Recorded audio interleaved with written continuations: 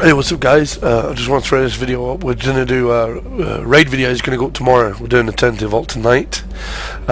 Secondly, this is going to be my secondary character soon. I made the video the other day about the commando and such, and unfortunately I'm going to have to shelve that for slightly, simply because there's way too many bounty hunters on this server. Not only on this server, but in our fucking guild there's too many bounty hunters. At the raid tonight we're doing an 8-man raid, and half the people there are bounty hunters. We've got one tank who is awesome, Chief, my good friend. There's me healing, there's another bounty hunter healing, and there's a bounty hunter DPSing. Not the greatest healing combination, 2 bounty hunters, but it's what we've got in the guild raid to raid right now, so that's what we're going to go with tonight. We're going to do it on normal, so we should be able to drop at least some bosses tonight, and I will record that. I did record some hard modes, but they didn't record properly, and I don't want to give you guys shit footage. I want to give you guys good footage, so they're dropped. In future I will not record the whole instances. I won't do the whole I'll just do the boss sections, especially in hard mode, because the boss sections are the only parts that count. They're the only bits that put the healer under any kind of stress at all, and the only time you ever go into stress on a boss fight is when DPS fuck up and your sole attention is turned away from the tank. So anytime you see a healer struggling, it's either an AoE fight to the fact that the DPS take damage anyway, you can't stop it, or DPS are being retarded and they're getting hit. Usually it's the DPS being retarded and they're getting hit, and you see the panic in the healer's face when they have to adjust on the fly.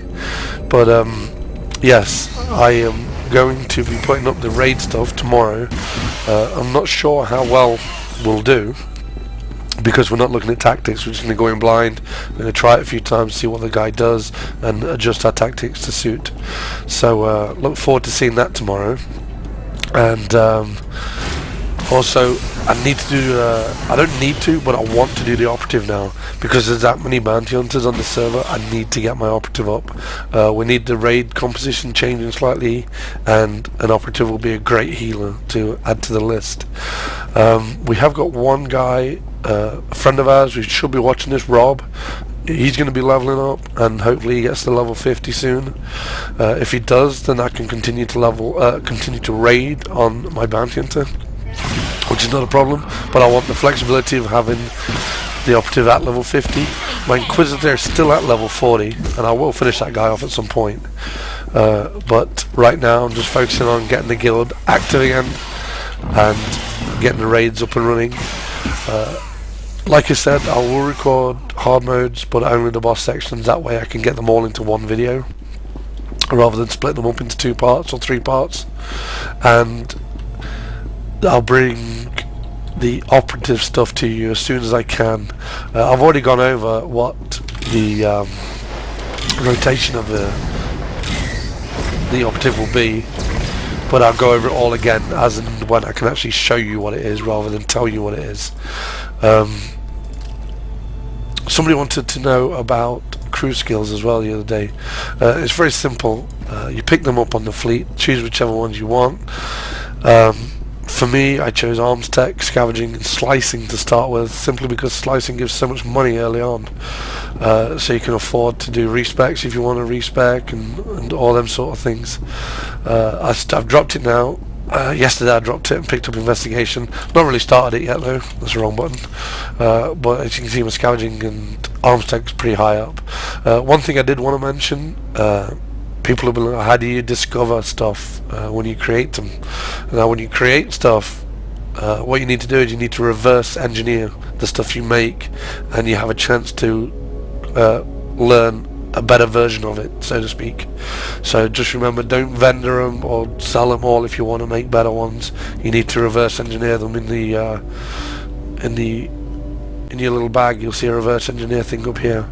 Once you click it, everything kind of greys out that you can't reverse engineer, so it's very easy to spot what you can. It's a good way of leveling your stuff up, because you do get some of the materials back used in making it. So yeah, it's very comfortable to level. The more companions you get and the higher you get, the more you can send out. As you can see there, I can send out 5 companions, and I've got 5 out right now. So yeah, you don't really have to lift a finger to do crafting in this game. It's very, very comfortable. Just remember at level 50 to get onto the bonus missions on Belsavis and do the Ilum dailies. You get pretty cool stuff. Where is it? You get the...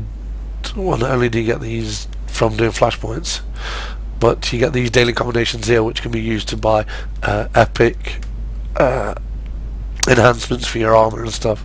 So really do your dailies. Unfortunately, all the flashpoints I've done on hard mode have dropped no bounty hunter loot whatsoever, so hopefully I get some operative loot pretty quick when I level that up. So keep watching the channel, I appreciate the views, and chat back tomorrow for the raid videos. I'll catch you then.